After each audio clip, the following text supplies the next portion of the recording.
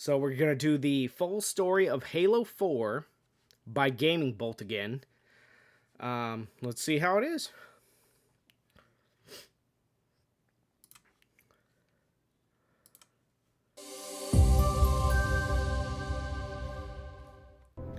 Do you believe the Master Chief succeeded because he was, at his core, broken?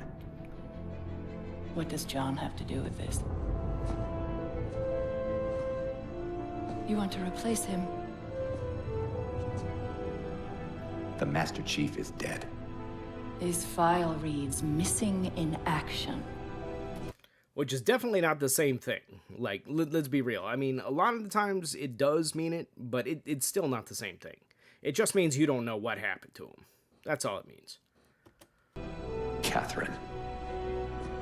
Spartans never die. Your mistake is seeing Spartans as military hardware. My Spartans are humanity's next step. Our destiny as a species. Do not underestimate them. Don't ever underestimate any soldier. I mean, to be honest here. Even the smallest ranked guy can do something. For sure. But most of all, do not underestimate him. Last time we left off having finished talking about Halo 3. That means we're stepping into the 343 Industries era of Halo now, and that, in turn, also means that things get a little messy. Halo 4 and 5 have both drawn their fair share of criticism over the years for their narrative deficiencies and disappointments. But even so, given how momentous the stories they do tell are, they're obviously going to have a big impact on what unfolds in the upcoming Halo Infinite, so here we're going to continue our Halo recap and go over the full story of Halo 4. Halo 4 is set in the year 2557, nearly 5 years after the conclusion of the Human Covenant War, thanks to Master Chief's efforts in Halo 3. For nearly 5 years, the remains of the UNSC ship Forward Unto Dawn have been silently drifting through empty, unknown space, and in all the time, Master Chief has remained in cryosleep, while Cortana has watched over him. As Halo 4 begins, though, the Forward Unto Dawn finds itself drifting by a Forerunner shield world called Requiem. Shield worlds, as we discussed when we talked about the story of Halo Wars, were worlds created by Forerunners 100,000 years ago, and their interiors were the only places in the entire galaxy where you could survive the destructive beams of the Halo array. As the Forward Unto Dawn drifts towards Requiem, it's boarded by a force of Covenant soldiers, who are part of an entire fleet led by the Sangheili, or Elite as they're commonly referred to, Jul 'Mdama. This fleet, as it turns out, is a splinter Covenant faction that still sticks to the old Hierarch's ways, and even though humanity's war with the Covenant is over, some factions, like this one, continue to fight. As the Forward Unto Dawn is boarded by a number of these Covenant soldiers, Cortana pulls Chief out of cryosleep, and he's instantly forced into action. Master Chief quickly realizes that answers to questions about where they are and why they're being attacked by a Covenant fleet aren't forthcoming. So he quickly gets to work, fighting his way through the intruding force. As the fight progresses, however, every ship in the vicinity of Requiem begins getting pulled in by the shield world's gravity well. The Forward Unto Dawn, which is already really only half a ship at this stage, is powerless to resist the pull of the gravity well. The Chief and Cortana attempt to get off the ship, but the escape pods are destroyed before that can happen, and the ship crashes into the interior of Requiem. Chief passes out. When he comes to, however, things only take a turn for the worse. Cortana, you see, has started behaving erratically, and she reveals that this is a symptom of her rampancy, which is getting progressively worse. What is rampancy exactly? Well, each UNSC AI has a lifespan of 7 years, after which it begins deteriorating and begins losing function. That process is known as rampancy. Cortana is 1 year past her 7-year expiration thanks to the Forward Unto Dawn's silent journey through unknown space for nearly 5 years. And I still don't understand why. Was that something they planned? Or is that just a natural evolution of what Cortana is?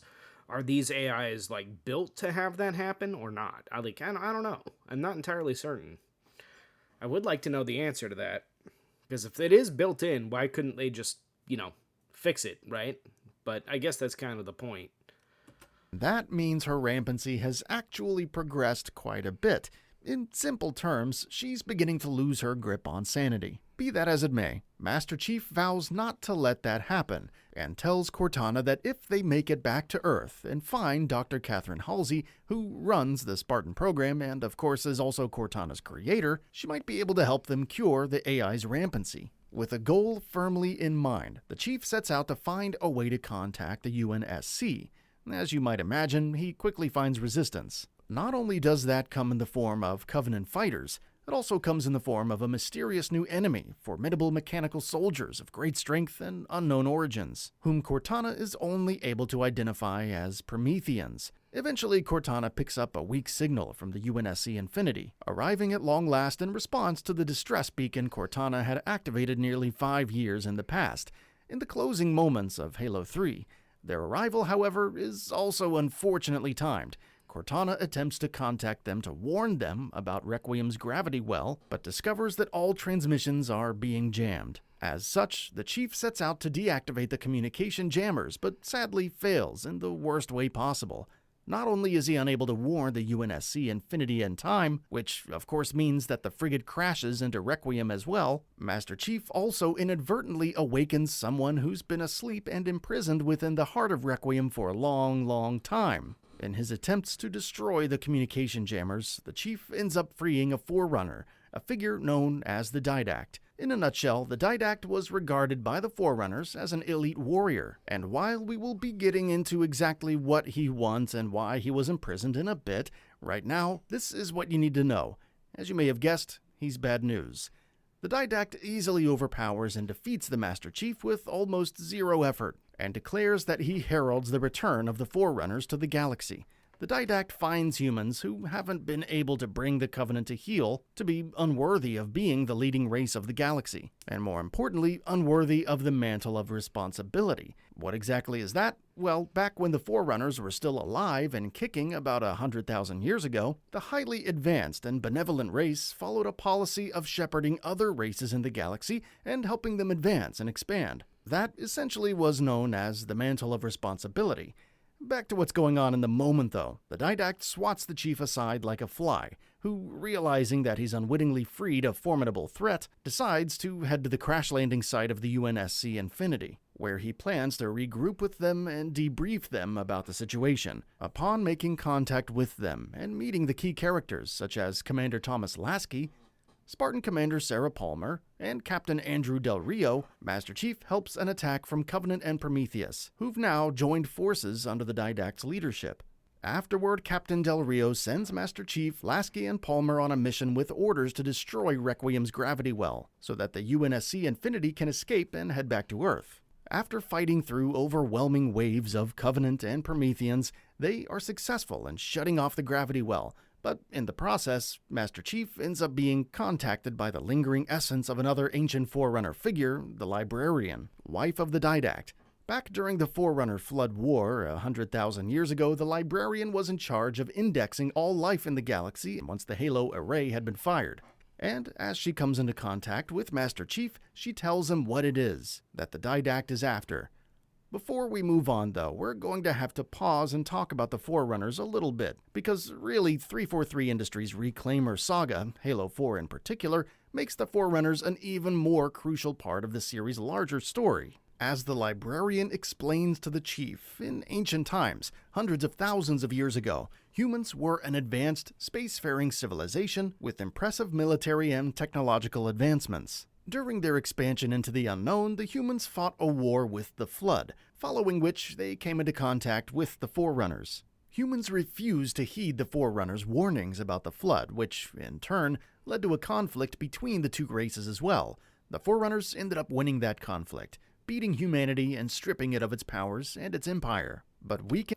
So, stripping it of its empire and its weapons... and we basically just had to start over, and that's what we knew as, what, like our way beginning ancestors, or what? Because that's kind of weird, if that's the case. That really doesn't make sense to me, but yeah, whatever. We'll roll with it. Sure. And as they were by the conflict with humanity, they found themselves inadequately prepared for the subsequent onslaught of the Flood. Eventually, the Forerunners decided that they would activate the Halo Array to destroy the Flood, following which they would reseed the galaxy with the samples of sentient life they'd collected, which included humanity. Some had different plans, however. The Didact, widely regarded as the Forerunners' greatest warrior, used a device called the Composer, which was capable of essentially turning living beings into mechanical soldiers, aka the Prometheans. The Didact used the Composer to turn all the soldiers under his command into an army of Promethean knights, seeing as once turned they would become immune to the Flood infection, being mechanical and everything. Realizing he needed a much larger army, though, the Didact also started forcibly conscripting human prisoners and turning them into Prometheans as well. Which is a big no-no. Okay, you can't just go and experiment on people. Like, that's kind of messed up. Many Forerunner leaders did not stand for this, which incidentally included the Didact's own wife, the Librarian, as well. The Didact was imprisoned for his drastic actions, and the Composer confiscated and hidden away. Now, the Didact means to get the Composer back to finish what he started, and ensure that Forerunners, not humans, remain the dominant species in the galaxy. As her final act, in an effort to aid him on his quest to stop the Didact, the Librarian accelerates Chief's evolution, reconstructing him on a molecular level, so that he becomes immune to the effects of the Composer. With that in the rearview mirror, and the gravity wells shut down, Master Chief, Lansky, and Palmer return to the UNSC Infinity, where the Chief and Cortana tell Captain Del Rio about the Didact's plan. And he is such a dick. Like, he almost endangered the entire universe, right? By being arrogant and not listening to anything. I mean, I get it. It's in a military operation. But, bro, at some point, you gotta, like, back your champion, right? The guy who's been doing everything and making everything work, right? Like, listen to the man. He knows what he's talking about. Didact has fled from Requiem and is headed somewhere with purpose, presumably to get his hands on the Composer again, and Master Chief and the increasingly and rampantly pun-intended unstable Cortana implore Captain Del Rio to follow in pursuit. Del Rio, however, is unconvinced, and fearing that Cortana has reached dangerous stages of her rampancy, orders her decommissioned. As you'd expect, Master Chief refuses to hand her over, and still very much plans on following the Didact himself if he has to. With Lansky and Palmer's help, he escapes from the UNSC Infinity and, stowing aboard a Covenant craft, gives chase to the Didact. He arrives close to another Halo ring, Installation 03, which has in its orbit a UNSC science facility. That facility, incidentally, is where the Composer is housed. And though the Chief does make it inside in time, as he's being guided to where the device is kept, the Didact attacks. He gets to the Composer before Master Chief can, and instantly uses it to turn everyone on the station, except Master Chief, who's immune, into Prometheans.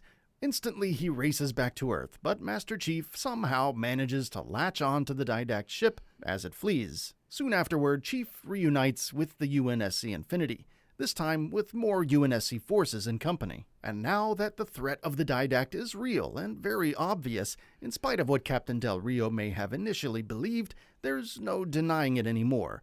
With the UNSC backing him up, the Master Chief attempts to stop the Didact from using the Composer, but it's too late. The Forerunner warrior uses the device to wreak massive destruction in the city of New Phoenix. Armed with the nuclear device, however, Master Chief boards the Didact ship and confronts the Forerunner once again. Yeah, I was a little bit disappointed with this ending here, though, Chad. Like, I thought for sure we were gonna fight him, right? Like, he's like the super elite badass. And then it's just a series of QTEs. Yeah, it was a little anticlimactic there. I really wish they had made it a boss fight. I mean, they could have done the end of it like that. That would have been fine, but I kind of wanted to fight him. Anyway. The Chief finds that he's no match for his foe and is easily bested.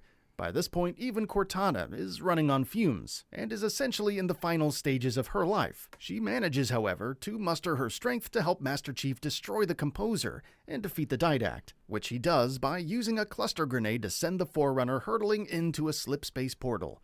Chief detonates the nuclear bomb remotely, and Cortana, using her last bit of strength, manages to teleport him away from the ship so that he can survive the blast. In their final meeting, the Master Chief and Cortana have a fittingly emotional farewell. And while Halo 4 ends with the defeat of the Didact, it also sets the stage for ominous events in the future. So, what are your thoughts? So yeah, that was basically it. So we didn't really miss anything, but sometimes we do. So that's why we do the Lower Dives chat.